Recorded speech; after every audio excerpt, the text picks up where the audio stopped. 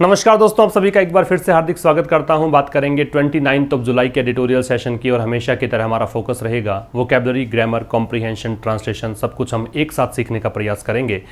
आइए स्टार्ट करते हैं इस मोटिवेशनल कोट के साथ। Don't be busy, be productive. Busy होना इंपॉर्टेंट नहीं है, इंपॉर्टेंट ये है कि आप प्रोडक्टिव है कि नहीं। आपने जो भी टाइम लगाया है क्या उससे कुछ रिजल्ट निकलता है कि नहीं। तो ज़रा सोचिए कि आप बिजी हैं या प्रोडक्टिव हैं।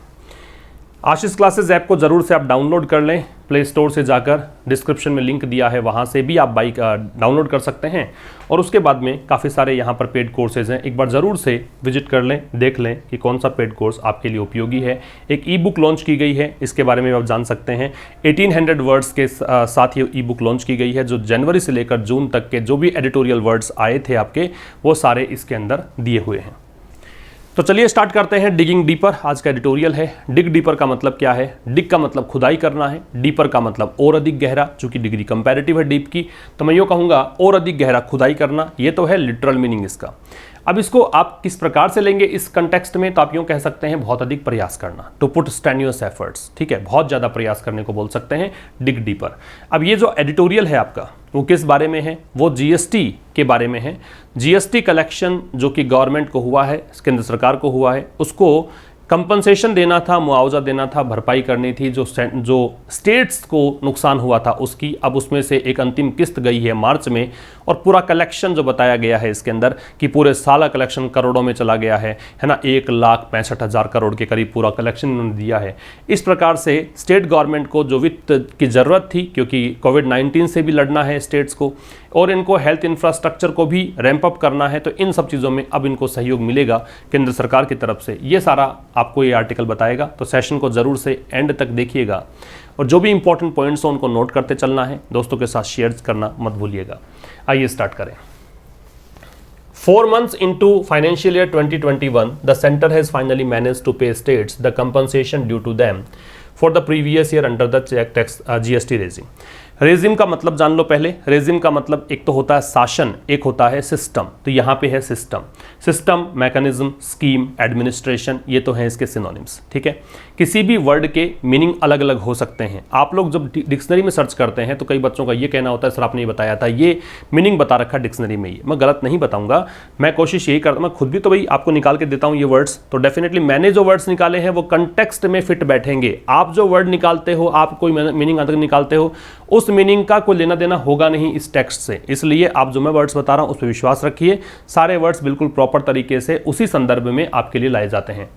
तो 4 महीने हो गए हैं वित्त वर्ष 2020-21 के। 4 महीने कैसे? अप्रैल से स्टार्ट करें। 1 अप्रैल से 31 मार्च तक का जो समय होता है वो फाइनेंशियल ईयर में काउंट करते हैं, वित्त वर्ष में काउंट करते हैं। तो अप्रैल चला गया, मई चला गया, जून चला गया, आज 29 जुलाई है, 2 दिन की बात और है, जुलाई भी जाने वाला है, तो 4 महीने काउंट कर लिए। तो 2020-2021 में 4 महीने होने को आ गए। केंद्र सरकार जो है, द सेंटर मतलब केंद्र सरकार, केंद्र सरकार के लिए हैज है, हैज के साथ थर्ड फॉर्म है, और ये यहाँ पे एडवर्ब है। तो केंद्र सरकार ने क्या किया है? मैनेज किया है, मतलब जुटा लिया है। मैनेज करने का मतलब एक प्रकार से आपने जो चाहिए था उसकी भरपाई कर ली है, आपने वो चीज़ें अपने पास इकट्ठा कर ली हैं, आपने वो प्राप्त कर लिया है। तो केंद्र सरकार ने अंततः मैनेज कर लिया है क्या? टू पे स्टेट्स, राज्यों को भुगतान करना। क्या भुगतान करना था? द कंपनसेशन, मुआवजा, भरपाई। कौन सी भरपाई? ड्यू टू देम, जो उनको बकाया था। ड्यू टू का मतलब बकाया था, जो उनको देना ही था केंद्र सरकार को, वो पैसा इन्होंने मैनेज कर लिया है देना फॉर द प्रीवियस ईयर, पिछले वर्ष का। और किसके तहत देना है? जीएसटी सिस्टम के तहत। ठीक है, अंडर लगता है के तहत या के अधीन के अर्थ में। अंडर किसका विपरीत प्रेपोजिशन होता है? तो ये ऑपोजिट होता है ओवर का, OVER का। अबव का ऑपोजिट होता है बिलो। दोनों चीज़ याद रखना। तो कह रहा है 4 महीने हो गए हैं 2020-21 के। केंद्र सरकार ने अंततः पिछले साल का जो बकाया चल रहा था, जो स्टेट्स को देना था, वो पैसा पे करना मैनेज कर लिया है, दे दिया कह सकते हो। ठीक है, जो जीएसटी सिस्टम के तहत बकाया था। कंपनसेशन मुआवजा या भरपाई होता है। कंपनसेशन उसी को दिया जाता है जो नुकसान में है। तो स्टेट्स यहाँ पे नुकसान में थे, कैसे थे वो आगे आपको पता लग जाएगा। तो इसके अंदर सब्जेक्ट था द सेंटर, वर्ब थी हैज, हैज के साथ थर्ड फॉर्म। मैनेज को देखकर आपको एडवर्ब लगाना था क्वालिफाई करने, मॉडिफाई करने के लिए, तो हमने लगाया फाइनली। आगे देखिएगा, दिस में कम as a breather for states seeking to finance efforts to ramp up public health care capacity and contain COVID-19's detrimental effects on vulnerable sections. This ये जो चीज़ हुई है, कौन सी चीज़ कि केंद्र सरकार ने राज्य सरकार को कंपनसेशन दे दिया है, ये जो चीज़ है में संभावना बताने के लिए आता है, पॉसिबिलिटी बताने के लिए आता है। ये हो सकता है कि ये आया हो में कम मॉडल के साथ में बेस फॉर्म आती है, कम आ गया। एज अ ब्रीदर किस रूप में? एक रिलीफ के रूप में। ब्रीदर जो है वो नाउन है। ब्रीदर क्या है? नाउन है। ब्रीदर का मतलब यहां पे है क्या? रेस्पाइट, रेस्ट, ब्रेक, रिसेस या रिलीफ, है ना, एक प्रकार से राहत कह सकते हो। ये नाउन कैसे पता लगा? क्योंकि आर्टिकल ए दिया हुआ है। तो कह रहा है कि दिस में कम एज ए ब्रीदर, तो ये एक रिलीफ के रूप में आ सकता है। किसके लिए? स्टेट्स के लिए। कौन से स्टेट्स? जो कि चाह रहे हैं। सीक का मतलब चाहना, तलाशना होता है। सीक की सेकंड फॉर्म SOUGST सोट होती है, थर्ड फॉर्म भी सोट होती है। तो वो स्टेट्स जो कि चाह रहे हैं to finance efforts. Finance efforts का मतलब वित्त जुटाने का प्रयास, ठीक है। फाइनेंस एफर्ट्स का मतलब क्या है? वित्त जुटाने का प्रयास, मतलब एक प्रकार से जो पैसा इकट्ठा करने का प्रयास कर रहे थे। टू रैंप अप, किसके लिए? रैंप अप करने के लिए। रैंप अप का मतलब बढ़ाना। रैंप अप का मतलब देखो enhance, jack up, boost, maximise, increase, ये सब दे रखे हैं आपको। तो ये रैंप अप करने का प्रयास कर रहे थे। किस चीज को? पब्लिक हेल्थ केयर कैपेसिटी को, जो इनके स्वास्थ्य की सुविधाएं हैं, ठीक है, आप कह सकते हो स्वास्थ्य केंद्रों की जो सुविधाएं हैं उन क्षमताओं को बढ़ाने का प्रयास कर रहे थे। एंड कंटेन, और एक प्रयास और था इनका कंटेन करने का। कंटेन का मतलब क्या है? तो देखिए, कंटेन का मतलब है कर्ब, रोकना, रेस्ट्रिक्ट भी कर सकते हो, ठीक है। तो ये प्रयास कर रहे थे रोकने का। क्या चीज रोकने का? कोविड-19 के डेट्रीमेंटल इफेक्ट्स को। डेट्रीमेंटल का मतलब होता है हानिकारक, तो इसके लिए आप कर सकते हैं हार्मफुल, इसके लिए आप कर सकते हैं परनिशियस, या फिर आप कर सकते हैं बेलफुल, ठीक है, या फिर आप कर सकते हैं प्रेजुडिशियल। तो ये सारे हानिकारक के सिनोनिम्स हो जाएंगे, समझ गए आप। तो ये क्या कहना चाह रहा है कि भाई ये जो चीज़ है वो एक राहत के रूप में आ सकती है उन स्टेट्स के लिए जो कि पैसा जुटाने का प्रयास कर रहे हैं। किसके लिए? पब्लिक हेल्थ केयर कैपेसिटी को इनको इंक्रीज करना है, लोक स्वास्थ्य केंद्र जो इनके हैं उनकी क्षमताओं को बढ़ाना है, और ये प्रयास कर रहे हैं कि कोविड-19 के जो हानिकारक प्रभाव हैं किस पर? वल्नरेबल सेक्शंस पर। वल्नरेबल का मतलब होता है वीक। देखो, अगर आर्थिक कोई आप पढ़ रहे हो और उसमें वल्नरेबल है, इसका मतलब तो गरीब तबका है।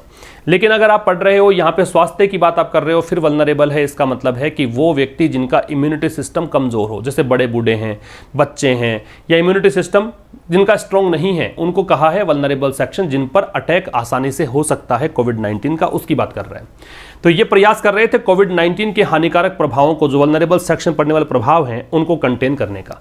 तो इसके अंदर हमने क्या पढ़ा? ब्रीदर, रेजिम और रैंप अप का मीनिंग जाना। हमने जाना कि द सेंटर सब्जेक्ट था हैज, हेल्पिंग वर्ब और मैनेज्ड यहाँ पे मैन वर्ब थी। दिस सब्जेक्ट था मे और कम, यहाँ पे हेल्पिंग वर्ब मैन वर्ब है। इसके अलावा कंटेन का मीनिंग हमने जाना कि कर्व या रेस्ट्रिक्ट है, वल्नरेबल का वीक होता है, और डेट्रीमेंटल के हार्मफुल, परनिशियस, बेलफुल या प्रेजुडिशियल होते हैं।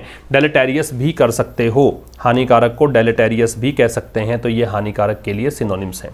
आ गया समझ में? तो ये आपकी पहली स्लाइड थी। इसके बाद नेक्स्ट पे आ जाइए। The last instalment of 13,806 crore for March 2020 was paid out recently. अंतिम इंस्टॉलमेंट, देखो लास्ट जो है वो लेट की डिग्री सुपरलेटिव होती है, लेट और फिर लेटर लगाते हैं और फिर लगाते हैं लास्ट। तो अंतिम जो इंस्टॉलमेंट है, अंतिम इंस्टॉलमेंट है 13,806 करोड़ की। किसके लिए? मार्च 2020 के लिए। उसको क्या किया गया? पे आउट किया गया, मतलब भुगतान कर दिया गया। वॉज पेड आउट क्या है? पैसिव वॉइस है। बी के साथ में थर्ड फॉर्म आती है तो पैसिव वॉइस होता है। तो ये जो अंतिम इंस्टॉलमेंट है इसके लिए देखो वॉज आ रहा है। इंस्टॉलमेंट सिंगुलर था इसलिए वॉज है, तो इसको क्या कर दिया गया? पे आउट कर दिया गया हाल ही में। रिसेंटली का प्रयोग सेकेंड फॉर्म के साथ हो सकता है। अब आप पूछेंगे सर सेकेंड फॉर्म कहाँ नजर आ गई आपको? तो देखो भाई सेकेंड फॉर्म है क्योंकि यहाँ पे वॉज के साथ थर्ड फॉर्म, और जब वॉज वर्ग के साथ थर्ड फॉर्म होती है तो ये पैसिव वॉइस होता है सेकेंड फॉर्म का। सेकेंड फॉर्म एक्टिव वॉइस में, वॉज वर्ग plus third form passive voice में। तो कह रहा है कि अंतिम इंस्टॉलमेंट जो थी 13,806 करोड़ की मार्च 2020 के लिए, उसको पे आउट किया गया हाल ही में, taking the total payments for the year to 1,65,302 crore. तो इस प्रकार से जो टोटल पेमेंट है, ये तो मार्च 2020 की कह रहा है, तो पूरे साल का टोटल पेमेंट कहां तक चला गया? ये चला गया इस तक। तो देखो एक मंजिल के लिए, डेस्टिनेशन के लिए आप टू लगाते हैं प्रेपोजिशन, तो चूंकि ये यहां तक पहुंच गया है तो एक प्रकार से ये मंजिल ही है कि ये एक अंतिम पॉइंट था, वहां तक पहुंचा तो टू लगाया, तो ये पहुंचा 1,65,302 करोड़। मार्च का इतना, पूरे साल का इतना। आ गया समझ में? टू रिफ्रेश, अगर हम हमारी स्मृति को ताज़ा करें, मतलब भूतकाल की बातों को ताज़ा करें, तो कह रहा है कि स्टेट्स वर गारंटीड, स्टेट्स को, राज्यों को क्या किया गया, गारंटी दी गई, इनको इस बात की गारंटी दी गई, ये पैसिव वॉइस है, स्टेट्स प्लूरल है तो वर गारंटीड कर दिया। किस बात की गारंटी दी गई, कंपनसेशन, मुआवजा देने की, जो भरपाई करने की, किससे, केंद्र सरकार से, किसके लिए, पहले 5 वर्षों के लिए, 5 वर्ष किसके, जो नई टैक्स रेजिम, जो नई टैक्स प्रणाली सिस्टम लागू किया गया था, इंट्रोड्यूस किया गया था कब, जुलाई 2017 में। उसके बाद पहले 5 वर्ष के लिए कहा गया कि स्टेट्स को गारंटी दी गई कि कंपनसेशन हम देंगे, किसके लिए, कारण क्या था, क्योंकि जो रेवेन्यूज थे, दे यहां पे आ रहा है स्टेट्स के लिए, जो रेवेन्यूज थे जो इन्होंने लूज कर दिए थे, लूज की सेकंड फॉर्म लॉस्ट है, वो रेवेन्यू का मतलब इनकम होता है, आय होती है, तो जो रेवेन्यू इन्होंने खो दिया था स्टेट्स ने, कब खो दिया था, आफ्टर द शिफ्ट का मतलब बदलाव, चेंज किससे, पहले वाले सिस्टम से, अर्लियर का मतलब समय में पहले वाला, अर्लियर का ऑपोजिट क्या होता है, लेटर, LATER, समय में बाद वाला। तो इससे पहले जो सिस्टम था और अब ये सिस्टम आया है, तो इस चेंज में ही कुछ नुकसान इनको हो गया था। पहले वाले सिस्टम के लिए कहा है, उस सिस्टम में क्या था कि states had the power, states के पास ताकत थी, स्टेट्स के पास पावर था। देखो हैड यहाँ पे हैज, हैव की सेकंड फॉर्म है, रखने के सेंस में आ रहा है। जैसे आप कहें आई हैड ए कार, मेरे पास एक कार थी, वैसे states had the power, states के पास ताकत थी। किस चीज़ की ताकत थी, पावर थी। पावर को देखो दे रखा है आगे, पावर कौन सी थी, इसीलिए द का प्रयोग है। पावर क्या थी, पावर ये थी कि वो इनडायरेक्ट टैक्सेस लगा सकते थे। एक बहुत ही काम की बात है कि लेवी टैक्स होता है, अगर टैक्स लगाने के लिए आपको वर्ब चाहिए तो लेवी का प्रयोग करते हैं। तो इनमें ताकत, इनमें पावर थी किस चीज़ की कि वो इनडायरेक्ट टैक्सेस लगा सकते थे, किस पर, इकोनॉमिक एक्टिविटी पर, आर्थिक क्रिया पर। आगे समझ में। तो यहाँ से देखिएगा, अगर आप ताज़ा करें बातों को कि भाई इसका आधार क्या है, क्यों ये पैसा मांग रहे हैं स्टेट्स, क्यों कंपनसेशन की डिमांड थी, क्यों केंद्र सरकार को, सेंटर को कंपनसेशन देना पड़ा, उसके पीछे कहानी ये थी कि राज्य सरकार जो हैं उनको गारंटी दी गई थी कि उनको मुआवजा मिलेगा केंद्र सरकार से शुरुआती 5 वर्षों के लिए। 5 वर्ष कहाँ से स्टार्ट करने हैं, जुलाई 2017 से। ये ही क्यों चुना, क्योंकि जुलाई 2017 में एक नई टैक्स प्रणाली लागू की गई थी, इंट्रोड्यूस की गई थी। कारण क्या था, क्यों इन्होंने वादा किया ऐसा, क्योंकि स्टेट्स को नुकसान हुआ था अपने रेवेन्यू में। नुकसान क्यों हुआ, क्योंकि पहले तो इनके पास पावर था कि टैक्स कलेक्ट खुद करते थे, पैसा खुद रखते थे। अब एक नया सिस्टम लॉन्च कर दिया तो उसमें इनका नुकसान हो गया। ठीक है, तो पहले तो इनके पास ये पावर था कि वो इकोनॉमिक एक्टिविटी पर टैक्स लेवी कर सकते थे, कुछ टैक्स लगा सकते थे, लेकिन अब वो पावर छिन गया इनके हाथों से। तो जो इनको नुकसान हुआ उसकी भरपाई का वादा, उसकी गारंटी स्टेट्स को केंद्र सरकार ने दी शुरुआती 5 वर्षों के लिए। आ गया होगा समझ में आपको। तो ये था सेकंड स्लाइड में, जहां पर आपने क्या जाना, लास्ट इंस्टॉलमेंट सब्जेक्ट था, वॉज वर्ब थी, स्टेट सब्जेक्ट था, वर वर्ब थी। फिर हमने देखा दे सब्जेक्ट, लॉस्ट वर्ब, लूज की सेकेंड फॉर्म है LOSE, प्रोनाउंसिएशन क्या होता है उसका, लूज। फिर स्टेट्स वर्ब है, हेड वर्ब है। ठीक है, स्टेट सब्जेक्ट है, हेड यहाँ पे मैन वर्ब है। टैक्स के साथ में लेवी वर्ब का प्रयोग करते हैं। लास्ट है वो डिग्री सुपरलेटिव होती है लेट की, डिग्री कंपैरेटिव इसकी होती है लेटर। अर्लियर का कंपैरेटिव, अर्लियर का ऑपोजिट क्या होता है, LATER, समय में पहले, समय में बाद में। आ जाइए नेक्स्ट पर। This compensation assumed a 14% annual growth rate in a states revenue. तो ये जो कंपनसेशन मिला है ना, अज्यूम का मतलब होता है प्रिज्यूम या गैस। अज्यूम का मतलब प्रिज्यूम या गैस, मतलब एक प्रकार से अनुमान लगाना, प्रिज्यूम या गैस, अनुमान लगाना, अटकलें लगाना। तो ये जो मुआवजा मिला है, इससे ये एक अनुमान है कि 14% वार्षिक वृद्धि होगी, किसमें, स्टेट के रेवेन्यू में। ठीक है, ये जो एक कंपनसेशन है, इससे 14% यहाँ पे स्टेट का रेवेन्यू बढ़ जाएगा। फिर कह रहा है with 2015-16 as the base year, 2015-16 जो था वो बेस ईयर माना गया है, वहां से काउंटिंग शुरू हो रही है। And was to be paid out from a compensation cess levied on top of the specified GST rate on luxury and sin goods. Sin goods का मतलब ऐसे आइटम्स, ऐसे सामान जिससे समाज को और इंडिविजुअल को नुकसान होता है, हानि पहुंचती है, उसको सिन गुड्स। जैसे अल्कोहल, जैसे सिगरेट, इस प्रकार से कैंडीज, फास्ट फूड है ना, सॉफ्ट ड्रिंक्स, ये सारे इसी में आते हैं सिन गुड्स में। जिनसे समाज को और किसी व्यक्तिगत किसी को भी नुकसान पहुंचता है उसको सिन गुड्स बोलते हैं।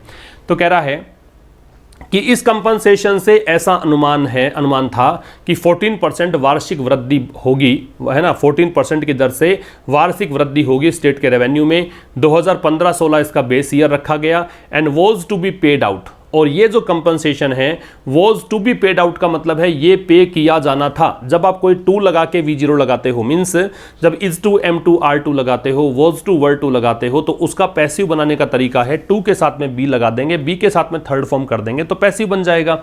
Was to be paid out का मतलब है भुगतान किया जाना था from a compensation cess. Cess का मतलब होता है टैक्स। कैसे भुगतान किया जाना था? कंपनसेशन टैक्स के द्वारा, जो किस पर लागू किया गया, लगाया गया, लेवी डारा ना, जो लगाया गया, ये इसने पोस्ट पोज एडजेक्टिव बना दिया इसको, ठीक है ना। सेस जो कि लगाया गया, जो कि एडजेक्टिव है, वर्बल एडजेक्टिव है, पार्टिसिपल तो है, पास्ट पार्टिसिपल भी है, लेकिन नाउन के बाद है, इसका मतलब इसे कहेंगे आप क्या? Post posed. तो लगाया गया किस पर? Top of the specified GST rate. मतलब जो भी स्पेसिफाइड का मतलब एक प्रकार की विशेष जीएसटी रेट, जीएसटी दरें, top of the specified GST rate, तो जो निश्चित या फिर विशेष जीएसटी रेट है उन पे टॉप पे लगाया गया किस पर? लग्जरी एंड सिन गुड्स, जो विलासिता वाले सामान हैं, है ना, जो कंफर्ट के सामान हैं, एसी मान लीजिए, कूलर मान लीजिए, है ना, बढ़िया घर मान लीजिए, लग्जरी आइटम्स जो हैं, सिन गुड्स बताया मैंने आपको, इन पर लगाया गया। रिपीट करता हूं, देखो क्या कहना चाहता है। देखो ये अब कंपनसेशन देना था इनको, सरकार को, केंद्र सरकार को, राज्य सरकारों को, तो पैसा कहां से लाए? पैसा तो इकट्ठा करना ही है ना, उनको भुगतान करना है, तो पैसा इन्होंने कैसे लिया? ये इन्होंने मतलब टॉप क्लास के टैक्स लगा के लिया। जीएसटी के अंदर एक सिस्टम जो है ना, उसके अंदर सबसे टॉप क्लास के जो मतलब सबसे ज्यादा कर लगा के लिया। किस पे लगाया सबसे अधिक कर? सबसे अधिक कर लगाया सिन गुड्स पर, लग्जरी आइटम्स पर, ठीक है। अब ये कह रहा है कि इस कंपनसेशन से ये था कि स्टेट का रेवेन्यू जो है वो 14% की दर से बढ़ेगा, ठीक है। और 2015-16 को बेस ईयर मान लो, उससे लेकर अब तक, ऐसा हर साल। और इसको पे आउट करना था कंपनसेशन सेस से।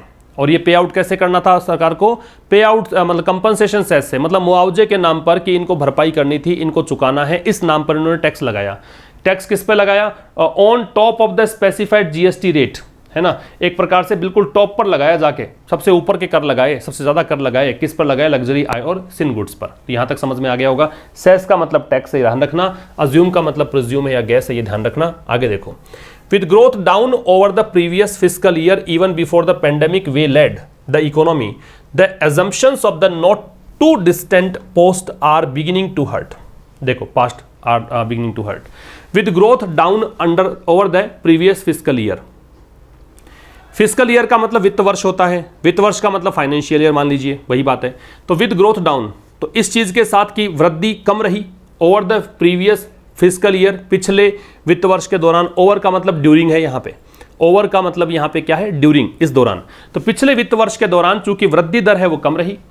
Even before the pandemic waylaid, even before मतलब इससे भी पहले। कोई पूछेगा कम क्यों रही, तो सबके ख्याल में एक ही बात आएगी, सबके दिमाग में एक ही विचार आएगा कि भाई बीमारी आ गई थी कोविड-19, इस कारण से लॉकडाउन लगाया गया, इस कारण से। लेकिन ये तो कह रहा है कि उससे भी पहले, इवन का मतलब भी, तो इससे भी पहले, किससे पहले? पेंडेमिक वे लेड जो है वो वे ले, WAYLAY उसकी सेकेंड फॉर्म है। वे ले का मतलब रोकना होता है, ठीक है, ब्लॉक करना होता है। इससे पहले कि इस वैश्विक महामारी ने इकोनॉमी को ब्लॉक कर दिया था, उससे भी पहले ग्रोथ बहुत कम रही थी। फिर कह रहा है अजम्पशंस का पूर्वानुमान, अजम्पशन का अज्यूम से बना है, प्रिजम्पशन कह सकते हो, गैस कह सकते हो। तो जो अनुमान है of the not too distant past, not too distant का मतलब ज्यादा दूर की बात नहीं कर रहे, पीछे की बात तो कर रहे हैं लेकिन ज्यादा दूर की बात नहीं कर रहे। ये जो अनुमान है आर बिगिनिंग टू हर्ट, उन्होंने मतलब हमें हर्ट करना शुरू कर दिया है। हर्ट करना शुरू कर दिया मतलब जैसे आपने अनुमान लगाया कि 100 रुपए मेरे पास आएंगे और वो नहीं आते, 70 ही आते हैं, 30 का जो नुकसान है वो आपको हर्ट करेगा। वैसा ही है कि ये जो भूतकाल में देखा ना कि ग्रोथ वगैरह कम रही, इस कारण से इन चीजों ने, इन आंकड़ों ने, चूंकि हम बहुत दूर के पास्ट की बात नहीं कर रहे, नजदीक की बात ही कर रहे हैं, अब ये जो आंकड़े सामने आ रहे हैं वो हर्ट करना इन्होंने शुरू कर दिया है। रिपीट कर रहा हूं, with growth down over the previous fiscal year, पिछले वित्त वर्ष में ग्रोथ जो है कम रही। Even before the pandemic way lead the economy, उससे भी पहले जब वैश्विक महामारी ने इकोनॉमी के रास्ते को ब्लॉक कर दिया था, उससे भी पहले। तो अजम्पशंस जो है नॉट टू डिस्टेंट पास्ट के, तो अनुमान जो हैं, अगर हम नजदीक की बात ही करें तो उन अनुमानों ने हमें क्या कर दिया है? हर्ट करना शुरू कर दिया है। बात समझ में आ रही है? तो अजम्पशन सब्जेक्ट था, आर यहां पे वर्ब है, ठीक है। वे ले का मतलब देख सकते हैं, hold up, stop, block, check, interrupt, ये सब होते हैं सिनोनिम, इसके रोकना है, व्यवधान डालना है। Compensation cess under GST last year, तो कह रहा है कि कंपनसेशन सेस, ये जो टैक्स लगाया गया ना कंपनसेशन के नाम पर, अंडर जीएसटी के तहत लास्ट ईयर पिछले वर्ष वॉज था ऑलमोस्ट लगभग 70,000 crore 70,000 crore less than the payment due to states. तो ये कम था, लेस देन मतलब कम था। लेस के साथ देन क्यों लग रहा है? क्योंकि डिग्री कंपैरेटिव है। किसकी डिग्री कंपैरेटिव है? लिटिल की। लिटिल, लेस और लीस्ट होता है, ठीक है, इस प्रकार से लिटिल, लेस और least, little, less and least.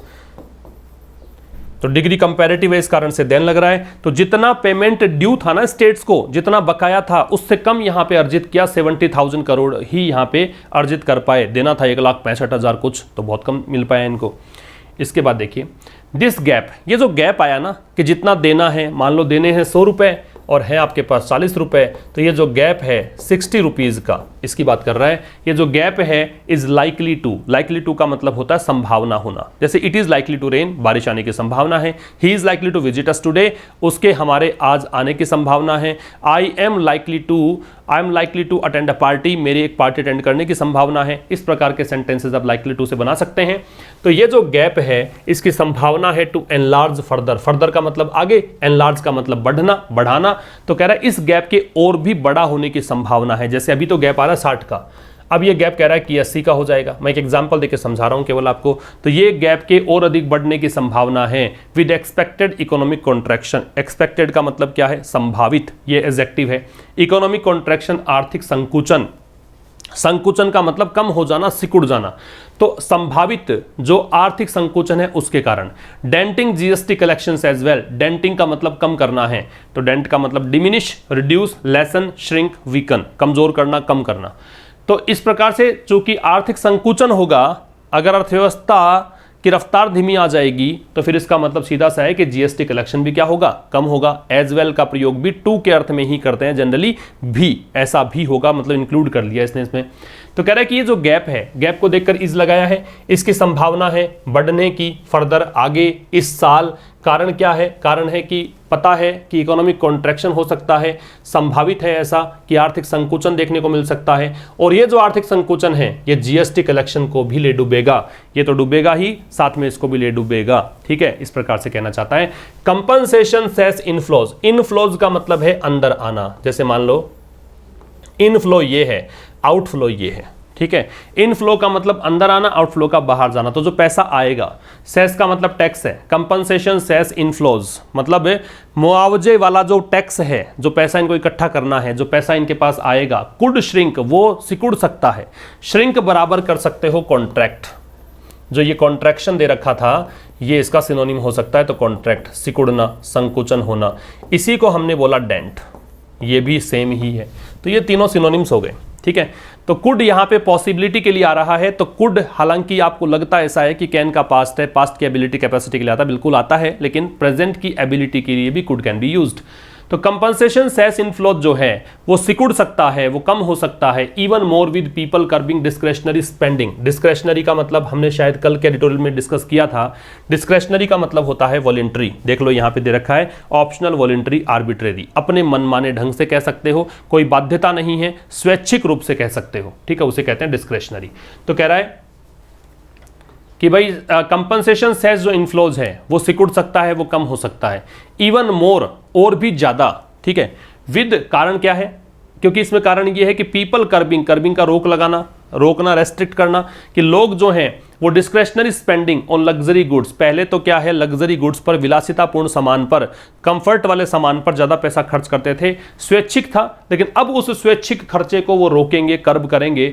In order to, कारण क्या है? इन ऑर्डर टू का मतलब होता है इस उद्देश्य से। कारण क्या है? उद्देश्य है कंजर्व कैपिटल, वो पूंजी रखना चाहते हैं, कंजर्व का संरक्षित रखना है, मेंटेन करना है अमाउंट, तो वो पैसा रखना चाहते हैं, बचा के रखना चाहते हैं। और स्टे एफ्लोट, स्टे एफ्लोट का मतलब तैरते रहना चाहते हैं, एफ्लोट का मतलब तैरना। इसका मतलब यहां कह दो कि जैसे तैसे सर्वाइव करना चाहते हैं, है ना, जीवन यापन करना चाहते हैं in the pandemic hit economy. किसमें? वैश्विक महामारी से ग्रस्त इस अर्थव्यवस्था में। पेंडेमिक हिट का मतलब हो गया वैश्विक महामारी से ग्रस्त इकोनॉमी, अर्थव्यवस्था। तो यहां पे क्या बोला कि कंपनसेशन सेस इनफ्लो जो है वो सिकुड़ सकता है, कम हो सकता है, और भी ज्यादा। ये मतलब टैक्स और भी कम हो सकता है। कारण है कि लोग जो हैं वो लग्जरी गुड्स पर खर्चा कम करने लग गए हैं। कारण खर्चा क्यों कम कर, क्योंकि वैश्विक महामारी के कारण काफ़ी अर्थव्यवस्था जो है डिरेल हो चुकी है, पटरी से उतर चुकी है। तो उस कंडीशन में ये चाहते हैं कि पैसा बचा कर रखें और जीवन यापन करें, अपने जीवन को लीड करें। इसलिए A little over half of the shortfall in the last year cess kitty has been plugged by tapping cess balances from the first 2 years of GST implementation. A little over half से थोड़ा सा ज़्यादा, a little over half से थोड़ा सा ज़्यादा of the shortfall का मतलब जो कमी रह गई है, जो गैप रह गया है ना। In last year cess, पिछले साल के cess का मतलब टैक्स, किट्टी का मतलब सामूहिक धन कोष जो कलेक्शन है, ठीक है, फंडिंग जो भी पूरी हुई है। तो कह रहा है कि जो भी कमी रह गई थी ना पिछले साल के टैक्स कलेक्शन में, उसमें आधे से थोड़ा सा ज़्यादा हैज़ बीन प्लग्ड का मतलब हो गया ब्लॉक कर देना, फिल कर देना, भर देना, ठीक है, भर देना कह सकते हो। ये तो भर दिया गया। आधे से थोड़ा सा ज़्यादा जो कमी थी ना, जैसे मान लो मैंने कहा था 100 में से 40 गए, 60 बचे थे, ये गैप है। इस गैप में से आधा तो हो गया 30, थोड़ा सा ज़्यादा मतलब 31 या 32, ये जो पोर्शन है ना ये प्लग कर दिया गया। ये हैज़ बीन दे रखा है तो पैसिव हो गया, इसको भर दिया गया किससे? बाय टैपिंग, इसके द्वारा। प्रेपोजिशन लग गया तो आईएनजी लग गया। टैप का मतलब सदुपयोग करना है, तो टैप का exploit, utilise, make use of, put to use, सदुपयोग करना है। तो कैसे भरा गया? टैपिंग सेस बैलेंसेज, जो टैक्स के बैलेंसेस थे ना, जो पैसा बचा हुआ था, बैलेंस का मतलब जो अकाउंट बैलेंस आपका है, जो पैसा बचा हुआ था उसका उपयोग करके। पैसा बचा हुआ किससे था? From the first 2 years of GST implementation. पहले 2 साल 17 में लगाया था, 18-19 2 साल, ये 2 साल जो इन्होंने जीएसटी इंप्लीमेंटेशन के थे, इंप्लीमेंट करने की प्रक्रिया, लागू करने की प्रक्रिया। तो जीएसटी जो लगाया गया था शुरुआती 2 साल में जो बैलेंस बचा था इनके पास, उस सेस बैलेंस को, सेस का टैक्स है, तो इस टैक्स बैलेंस का सदुपयोग करके आधे से ज्यादा तो शॉर्टफॉल था, गैप था, उसको तो भर दिया गया है। बात समझ में आ गई आपको? रिपीट कर देता हूं। तो कह रहा है कि जो भी कमी रह गई थी, जो भी गैप रह गया था, कि देना था 100 रुपया, दिया आपने केवल 40, 60 रह गया, आधे से अधिक तो भर दिया गया। जैसे 31-32 तक तो मतलब पूरा कर दिया गया उनको। कैसे दिया गया? पहले 2 साल का जो कलेक्शन था टैक्स का, उसका जो बैलेंस बचा था केंद्र सरकार के पास वो दे दिया, तो आधे से अधिक की भरपाई तो यहां से कर दी। तो यहां काफी सारे वर्ड थे, डेंटिंग था, डिस्क्रेशनरी था, किट्टी था, प्लग्ड था, टैपिंग था। अ लिटिल ओवर हाफ ये सब्जेक्ट है, इसकी वर्ब हैज बीन है, has been plugged passive voice है ना। और यहाँ पे दिस गैप सब्जेक्ट है, इज है, लाइकली टू का प्रयोग मैंने बताया क्या हो सकता है। और इसके अलावा ये कंपनसेशन सेस इनफ्लो जो है ये सब्जेक्ट है, कुड श्रिंक इसकी वर्ब है, कुड का प्रयोग पॉसिबिलिटी के लिए है। ये सब हमने जाना, बढ़ते हैं आगे। The rest has been conjured up. The rest का मतलब अब फिर समझो, आपने वो प्रतिशत वाले सवाल किए होंगे ना कि अपनी आय का इतना प्रतिशत भाग खर्च करता है शिक्षा पर, इतना % भाग खर्च करता है कि आपके रोज़मर्रा की ज़िंदगी पर, है ना, बाकी शेष का इतना % ऐसे करके पूरी आय निकालना है। प्रश्न पढ़े होंगे ना आपने, वैसा ही यहाँ पे है कि भाई मैंने कहा कि 100 रुपये देना था राज्यों को, 100 में से दिया 40, गैप रह गया 60 का। 60 में से मैंने कहा आधे से अधिक मतलब 31-32 जो हैं, है ना, 30 + 2 मान लो 32 रुपये तो भर दिए इन्होंने। अब कितना बच गया? अब बच गया 28। अब इस 28 की बात कर रहा है। ये जो बचा हुआ पार्ट है, has been conjured up. कंज्यूर up का मतलब जादुई तरीके से इकट्ठा करना कह सकते हो, जादुई तरीके से कह सकते हो, मतलब कलेक्ट कर लेना कह सकते हो। यहाँ पे शायद मैंने गलत लिख दिया है, ये पिछला वाला ही रह गया, मैंने कॉपी किया हो तो ये पहले वाला कल के किसी वर्ड का मीनिंग था, एक्सटेंसिव, वाइड रेंजिंग, कॉम्प्रहेंसिव वो रह गया, माफ़ी चाहूँगा इसके लिए। कंज्यूर अप का लिख लेना, कलेक्ट करना, जुटाना, ठीक है, जादुई तरीके से इकट्ठा करना कह सकते हो। ये यहाँ पे गलत हो गया ना। तो कह रहा है कि भाई जो बाकी का बचा पार्ट है उसको इकट्ठा किया गया किससे? From the consolidated fund of India. Consolidate का मतलब वैसे तो होता है किसी को सुदृढ़ बनाना, लेकिन यहाँ पे संचित निधि कह सकते हो। तो संचित निधि से by debiting integrated GST. Debit का मतलब पैसा निकालना, क्रेडिट का जमा कराना, तो पैसा निकाल कर, है ना।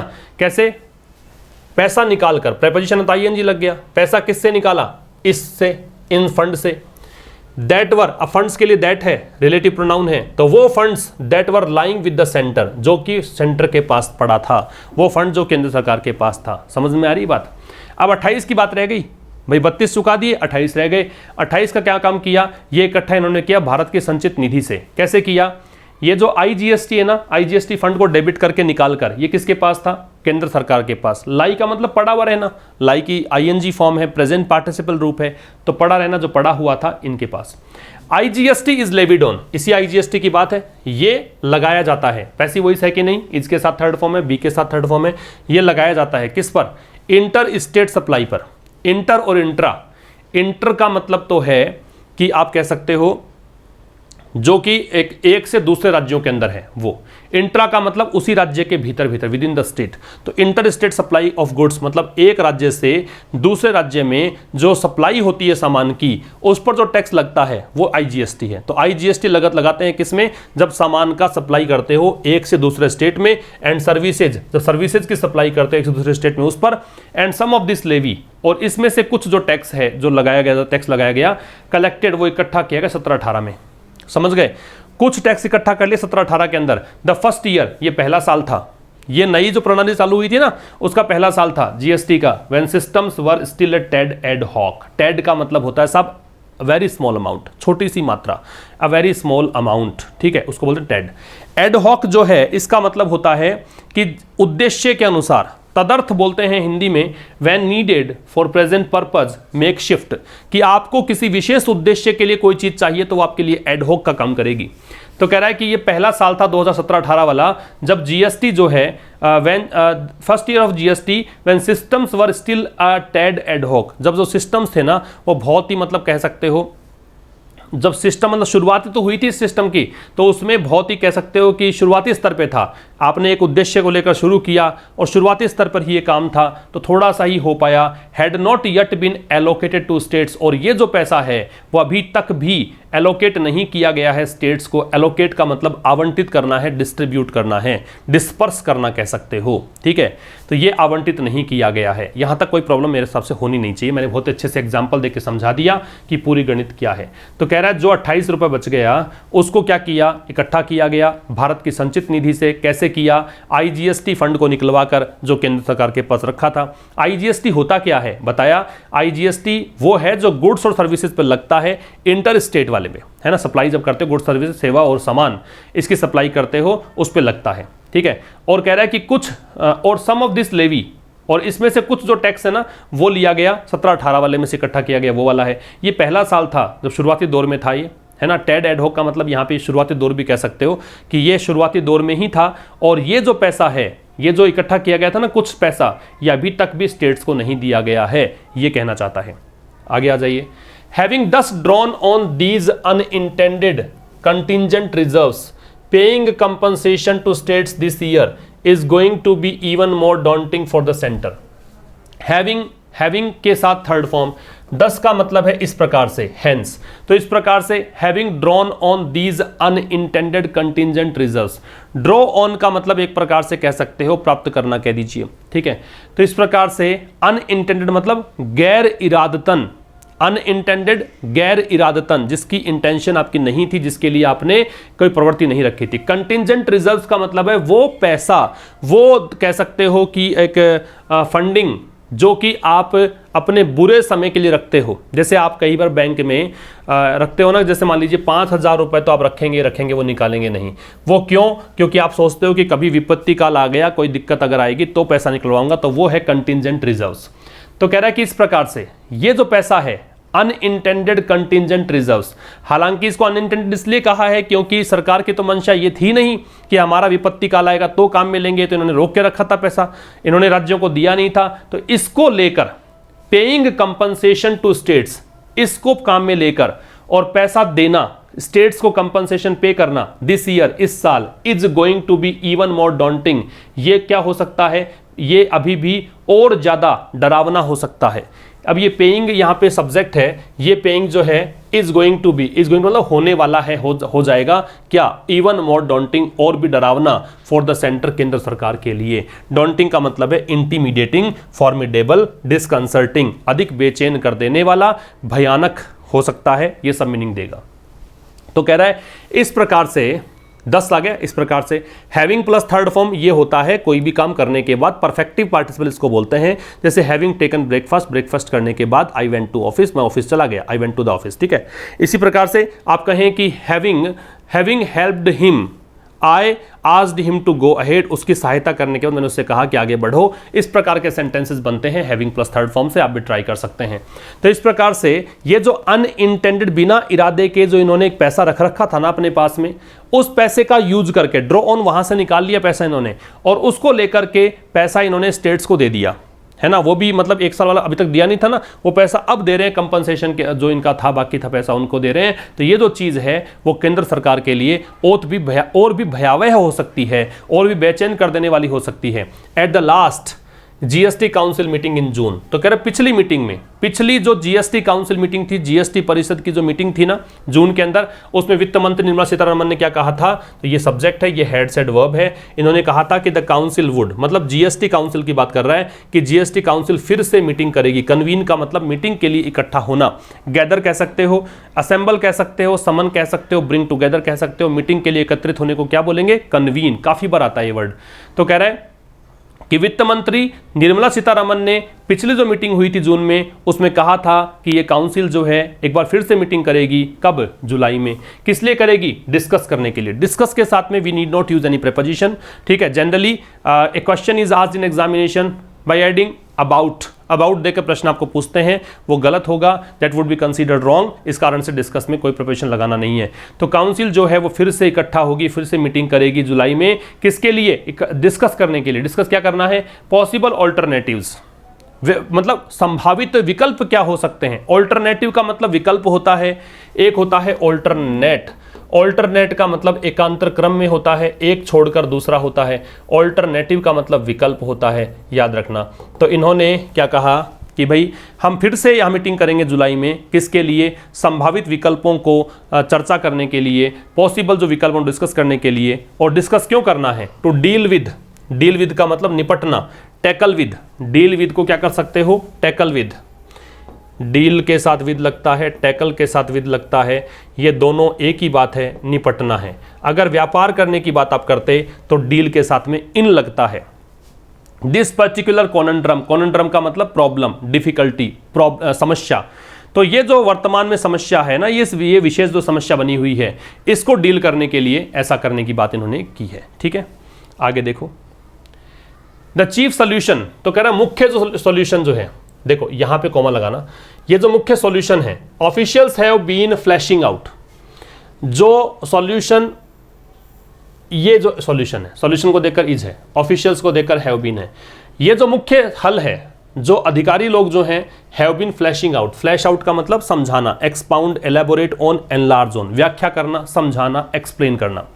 तो मुख्य हल जो अधिकारी लोग समझा रहे हैं वो क्या है, is for the centre to raise special loan. Centre के लिए वो ये है कि केंद्र सरकार विशेष लोन जुटाए। रेज लोन का मतलब पैसा इकट्ठा करना, पैसा जुटाना, लोन ले।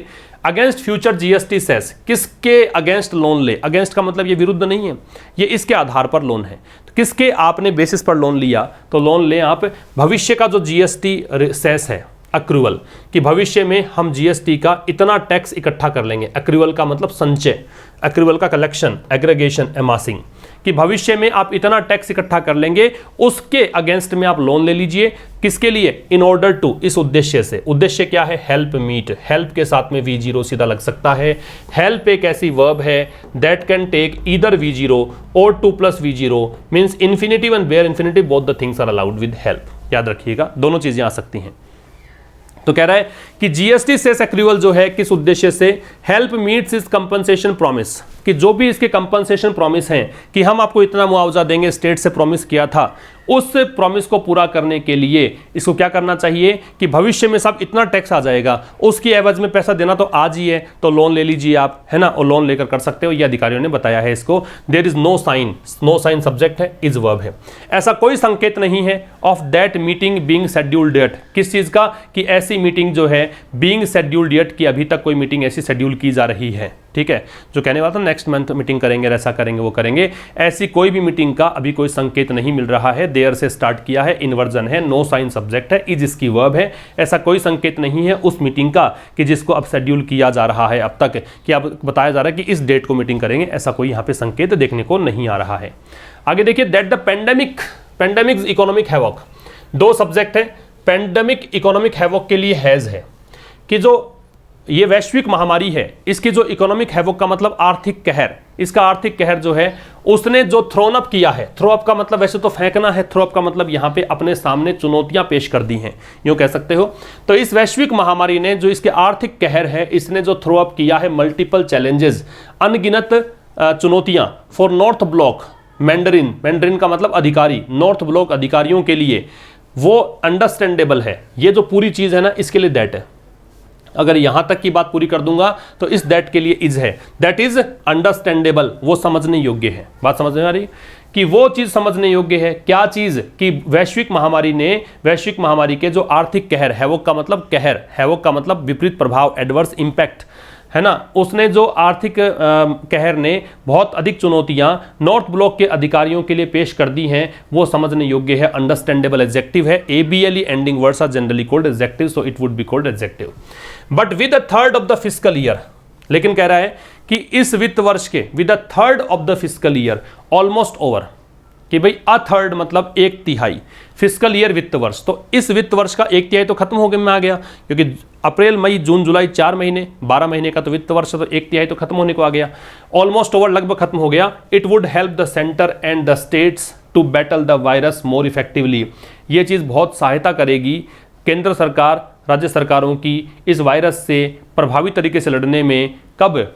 If they had more certainty, यदि उनमें कुछ और निश्चितता हो, क्लैरिटी, स्पष्टता हो, ऑन द कैश, नकदी को लेकर, एट देयर डिस्पोजल, इसका मतलब है जो आपके पास यूज करने के लिए है। If you have something at your disposal it means you can use that thing, ठीक है, आपके पास डिस्पोजल में है, इसका मतलब यूज कर, जैसे ये मार्कर है, ये आई एम हैविंग, या ये जो पेन है ये मेरे डिस्पोजल में है, this pen is at my disposal, इसका मतलब मैं इसको यूटिलाइज कर सकता हूँ, यूज कर सकता हूँ।